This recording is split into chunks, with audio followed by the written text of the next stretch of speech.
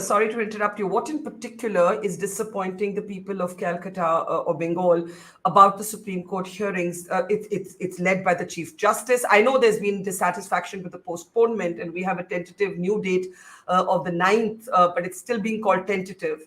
What in particular about the hearings? Is it looking too chummy, too clubby? Elaborate on that. Well, I think it is almost looking like putting a sellotape on a stab wound, because that is what it is looking like to us. The most of the discussions, I think, in the last day of the hearing, if not the last 2 days, was the various incongruences in the timing, the case record.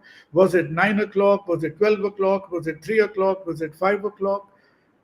We really, in very common sense terms, we are not expert lawyers. We are absolutely flabbergasted that all this happened without the police being present. And on one You're saying hand, you're saying why wasn't the Kolkata police in the court to answer? I think that was a pretty preliminary prerequisite. The Right. justices are dismayed. The justices are surprised. As Justice probably Padriwala said, I've never seen anything like this in my life. And honestly, all due respects to him, Mr. Sybil wasn't really approaching his answers with any kind of confidence. Now, who could have? Who should have?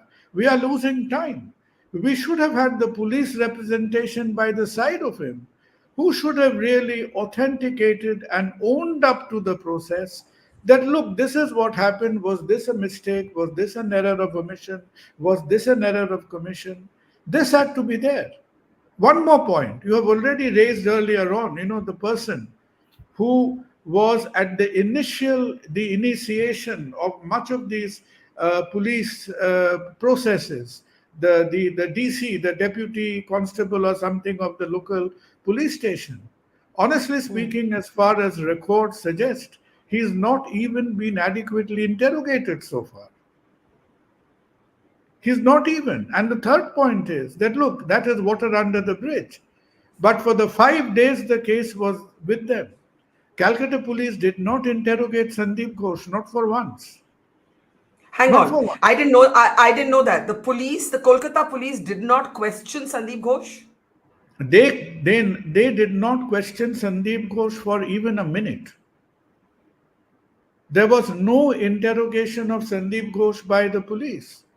It only happened when the CBI came in. So, from a very citizen's perspective, the question today, maybe unkind question, but up with utmost respect to the credibility of the Supreme Court, the Calcutan who's walking the streets, staying awake at night, shutting off their lights n number of times a week, is asking the question that what was the value addition to this investigation by this suo moto move from the High Court to the Supreme Court? And why are we reinventing the wheel repeatedly when all these points of faulty record keeping, faulty timekeeping, everything was there and known from before? This is about 2 weeks old now. And how can we discuss these matters, say, between Mr. Sybil, who at best is struggling, he is really struggling to come up, he's trying to defend the indefensible. And we have a set of justices who repeatedly are saying that, look, we've never seen anything like this in their life. Fair enough, they may be truthful. But in this repartee, in this interaction, where is the police? The process belongs to them. It's like it's like Hamlet without the Prince of Denmark. They haven't figured in the discussion so far. So somewhere, as we say, the central cry of the people of the city has been crying for justice. But are we stern enough? Are we really trying to be expeditious? Are we asking the tough and the correct questions? That, I think, is something, maybe in our angst and outrage, we could be over interpreting the situation. But certainly we cannot, if today we do not have a candid conversation, the question is when When will be the opportunity? The same police that did not find time to interrogate Sandip Ghosh did find time to try and trouble you. They did actually send me a threat of a legal notice on social media, and I told them I stood by every piece of reporting I had done on this story. Did you find that pretty crazy that they had time for all that, but not to interrogate Sandeep Ghosh?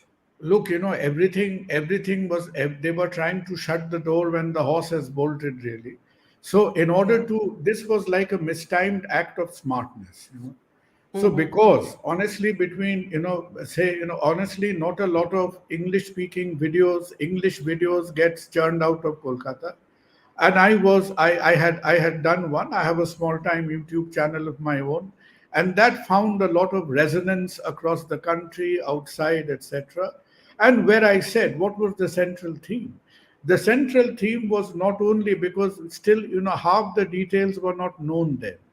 The Yeah. central theme was that why in India, repeatedly, time after time, does the political establishment can manipulate law and order so effortlessly? It happens everywhere. Whether it is a Yeah. Sushant thing, whether it is this our unfortunate girl in Kolkata, whether it is the police watching up the Arushi Talwar case, why is it happening time after time? And why do we not allow the law and order mechanism to work and function the way they should? Yeah. Now, obviously, they did not like some of the questions, may have. And I'm not saying that, we are a God's gift to anything. You can discuss, you can raise queries, you can send an email. None of us had either revealed the identity of the victim. Paradoxically, the only person the real person who first revealed the identity of the victim was the police commissioner himself. In the very first interview, the first few lines he had spoken, he had revealed the identity of the victim. Now, honestly speaking, it is a bit presumptuous for him to ask somebody else, you are doing that, which when we did not. And Yeah. given the mood in Kolkata, it is like going hunting without knowing what animal you are hunting.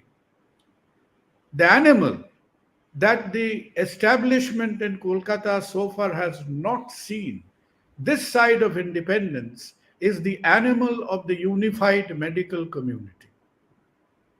So they were out to they hunt the deers, and they were running into tigers and lions every time.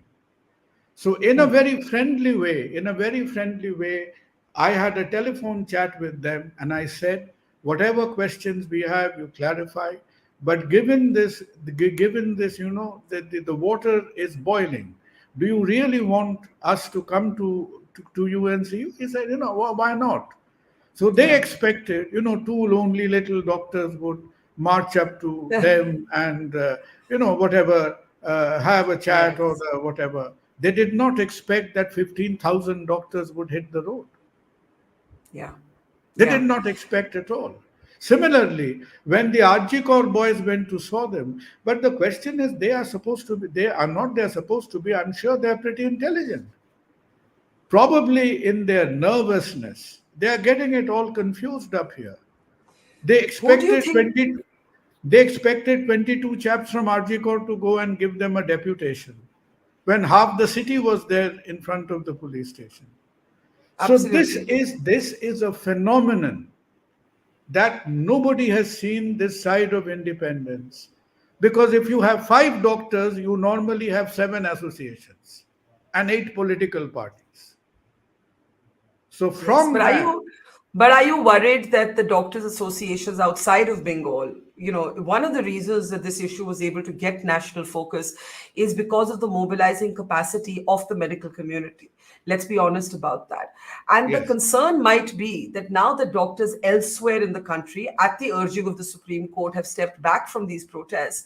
In some ways, this is now a battle that is being fought by Kolkata, and in particular by its younger doctors. How long can they, and I hope they can sustain it with all the passion that they've shown thus far, but how long can they sustain this? They need support from elsewhere as well.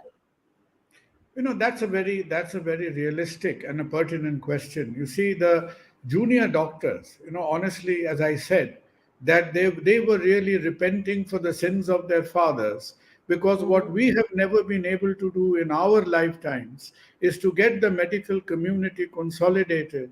These youngsters were able to do it in matter of 72 hours.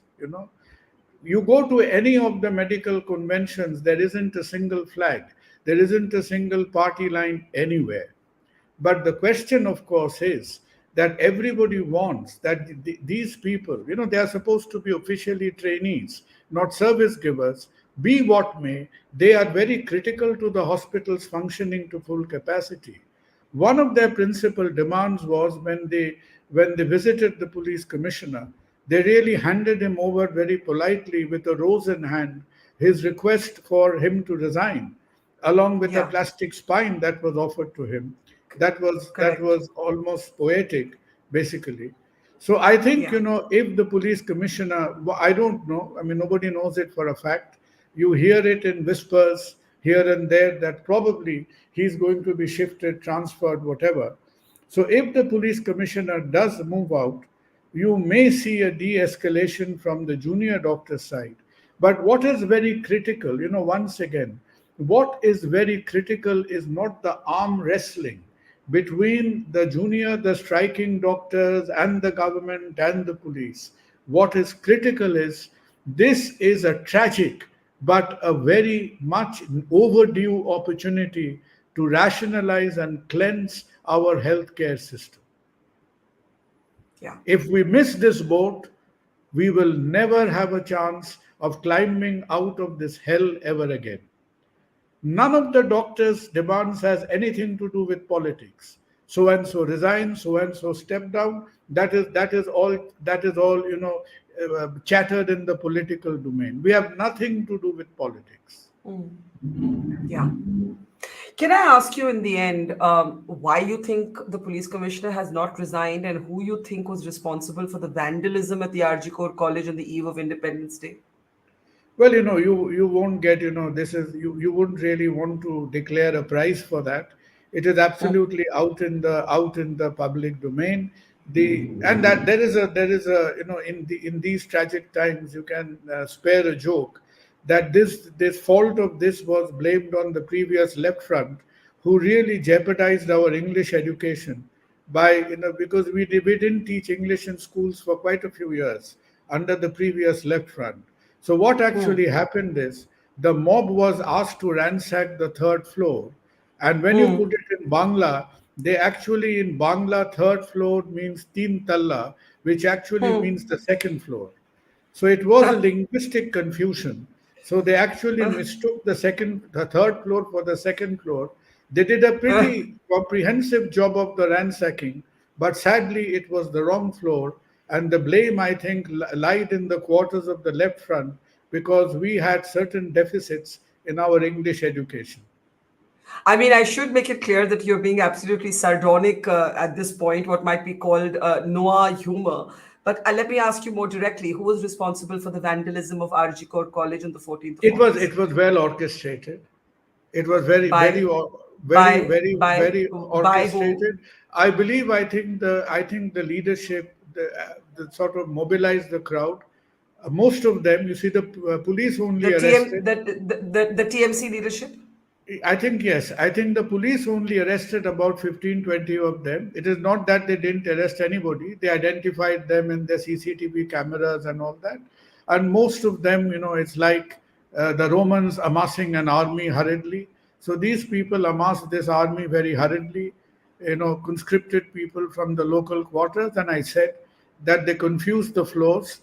It would have been, as they did a pretty good job. They were pretty cynical, but a pretty good job of breaking down the adjacent room for renovation, because they broke down the basin, they broke down the water pipes, which would have had all the blood samples.